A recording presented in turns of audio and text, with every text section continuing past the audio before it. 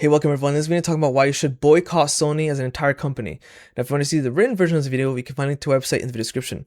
So this thing, people will probably assume it's like, oh, it's about the whole July 1st news in which Sony's going to stop making physical games. That is one of it. But I feel like there's a new department at Sony called Screw Customers.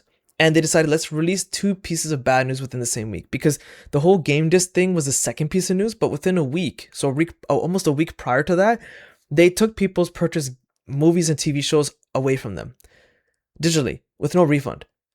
But people weren't as angry about that as they were about this. So let's talk about this and how you should boycott Sony as an entire company and some other shady things they do. But also, the reason I waited to release this video almost 2 weeks after all this news broke out is because let's give Sony time to step back and think, ooh, we made a bad decision. We gotta go back on this.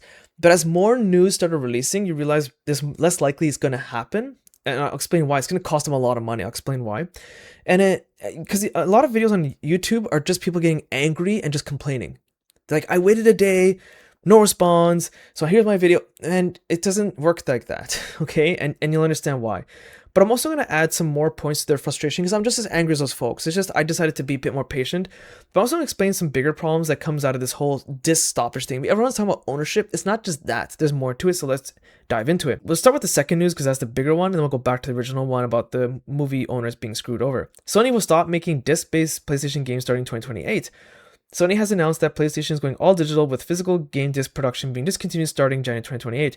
After this date, you'll be able to purchase new games digitally on the PlayStation Store and retailers. And you're probably wondering, what does that even mean? What does it mean to purchase from retailers? How is it even possible? It's because what they're going to do is have a disc, a package like this rather, and in there you buy it off a shelf at a store. It'll just have a digital code most likely, or digital key, and you download digitally from Sony. So at the end of the day, Sony still controls the pricing. They're 100% owners of the pricing end to end. Now, it's no secret Sony is really bad at making decisions in the last few years and has led to a mass round of layoffs, but this is going to actually affect the other economy where people have stores and they sell video games through their stores. This is going to lead to more people losing jobs as well. And a lot of people are shocked by this, but I'm not. Like, to me, I'm like, why did it actually take Sony this long? And I'm explaining why. I made a video about Nintendo Switch 2 and people shouldn't buy it. How it's nothing exciting. Let's dive into it. So on official Nintendo documentation, here's one thing. Game keycards are different from regular game keycards because they don't contain the full game data. Instead, the game keycard is your key to downloading the full game to your system via the internet. So what the thing with Nintendo Switch 2, you don't own your games with this special cartridge. It's just a digital license key built inside the cartridge. And the thing that drove me crazy about that video is like I was really frustrated because Nintendo increased their pricing on the console, increase their pricing on the games themselves. They don't make anything new and exciting. It's more Mario, more Metroid, more Zelda. Most of them are remakes or a Mario Kart that is dull and boring. That's the same thing that's been done for the last 30 years. They keep remaking games. Like I think it was Mario Party All-Stars, buy for $100, at least here in Canada, right? So, and people hated that. People hated that I say that about Nintendo. How dare you say that about Nintendo? But I'm like, it's true. Someone say it's wrong and explain how it's wrong. But the noise wasn't that big with Nintendo because Nintendo pulls on nostalgia, your childhood. They're good at it. That's why they don't make anything new and innovative. So for me, I was waiting for Sony and Microsoft to do the same thing. And what they did was a little bit towards that. They made the PlayStation 5 Pro, which you can almost barely notice any difference in gaming. In fact, some people have proven that the original PlayStation 5 Pro performs better on certain games compared to the Pro. But the Pro was marked up a few $100s compared to the original console. Again, here in Canadian pricing. And you don't get a disc drive. Like you're paying more for something, but you get less.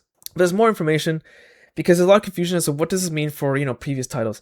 Sony's post on the PlayStation blog mentioned that its discontinuation of physical game disc would have no impact on games that were already released or will be releasing prior to January 2028 in disc format. So if there's panic buying of games like God of War Ragnarok, because everyone is, I gotta get my physical copy before it disappears, that's not going to happen. They will continue to make discs for existing games prior to January 2028. It's just they won't be available in large quantity, okay? Sony's PlayStation disc factory is already being repurposed. Sony already invested the cash to convert its last disc making factory. So they already invested heavily to get rid of their disc making plants into something else. Like the cash has already been deposited and put up there.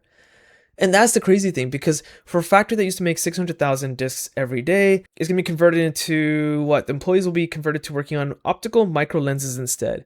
So nothing to do with the games. So the money's already spent.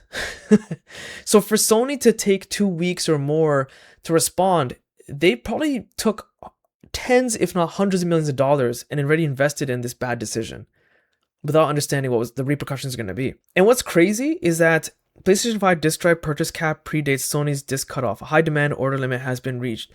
Been on the store since last March 2025. So it's crazy to me that Sony has had a disc drive shortage, but they're saying that people don't buy discs that much, so that's why we're going full digital. We're just following the trend. And they don't explain where they got these numbers from.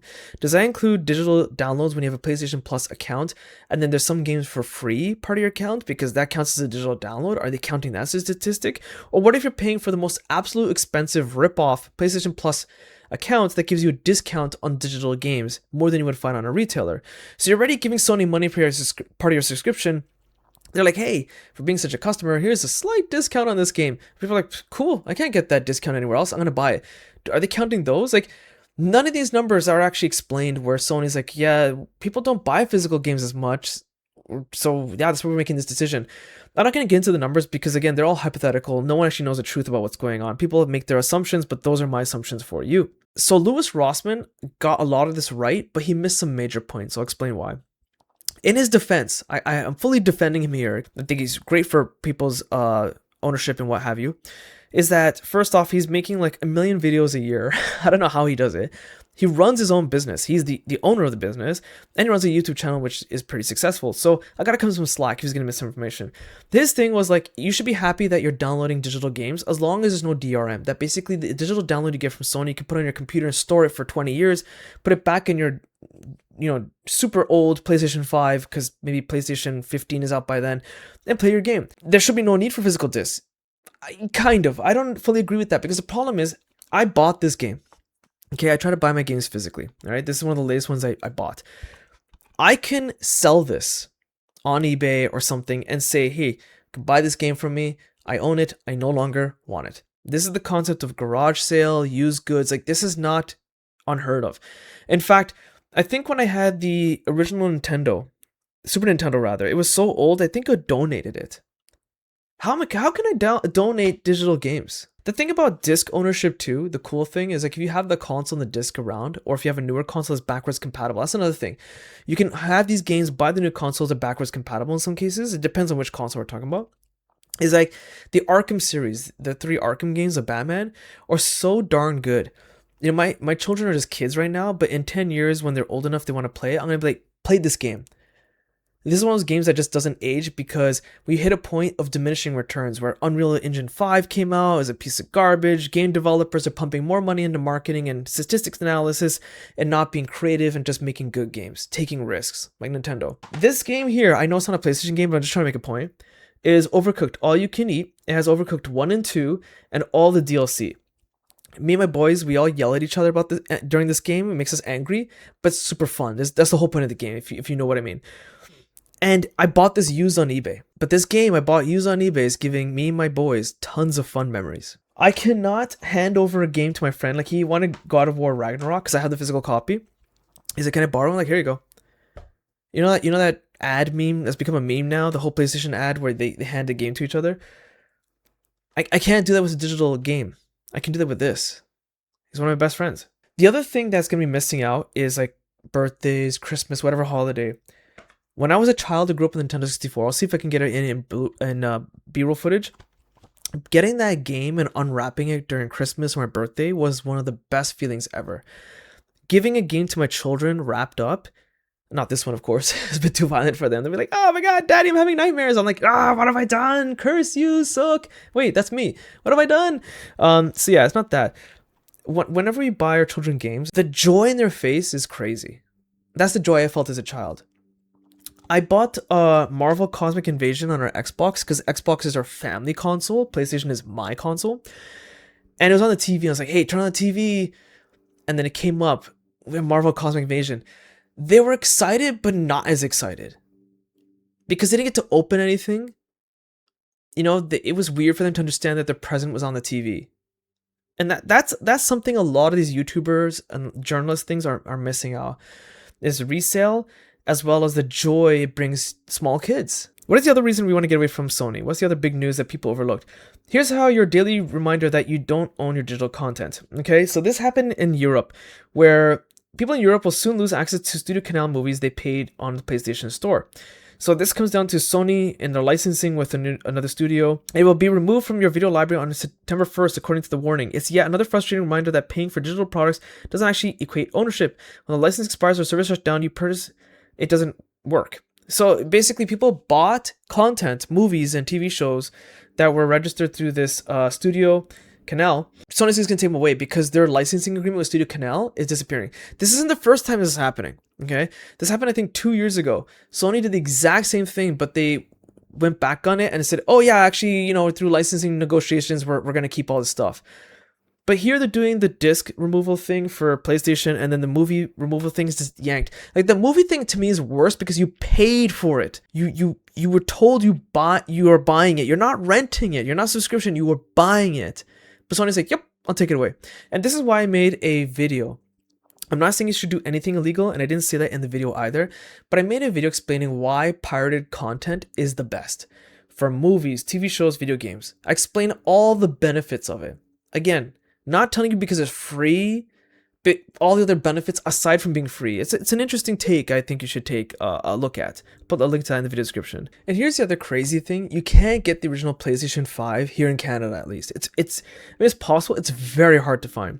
If you look at Best Buy, if you look at their digital catalog, the original one is just completely sold out. And this is a markup price, $600. Originally, it released for almost $500 here in Canada back in 2020. So you're talking 6 years ago. So they increased the pricing of a console that's 6 years old. And the closest thing you can get to that is the PlayStation 5 Slim Edition, in which they decrease the space by almost 200 gigs and a markup of $250 from the original PlayStation console. Oh, and it has no disc drive. So you're paying more for less for a console that's 6 years old. But some people who are Sony fans who will just be like, yeah, but you know, the RAM shortage, the SSD shortage, and this and that because of AI. No, this has been happening before that. The whole data center boom. This has been happening way before that. You see how all these things contradict each other? Like common sense has flown out the window. And then, hey, you buy movies and TV shows, but you don't own it because we're just going to take it away because our licensing agreement is lost. How is that not theft? So with Sony, you literally own nothing. Oh, but I'm going to increase the pricing of everything, including PlayStation Plus. Like here in Canada, PlayStation Plus has gone up, I think, almost $50 a year in like the last 2 years alone.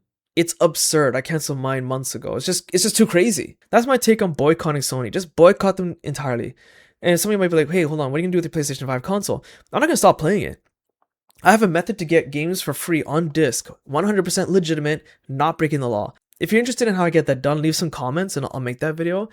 But yeah, I'm going to keep playing games for free, and I'm going to keep buying games from my fellow consumer. So if I need a new game that's not available in my free method, then I'm going to go to eBay, type in the game name, and then buy it from my fellow consumer. I'm going to give my money to my fellow consumer and not to Sony. So I'm still using my PlayStation 5 that I paid for. It's just they're not getting more money from me. So I hope you found this video useful. If you did, be sure to check out my website link in the video description. Hit the like button. It does help. Subscribe. It literally helps my channel grow. And thanks for watching.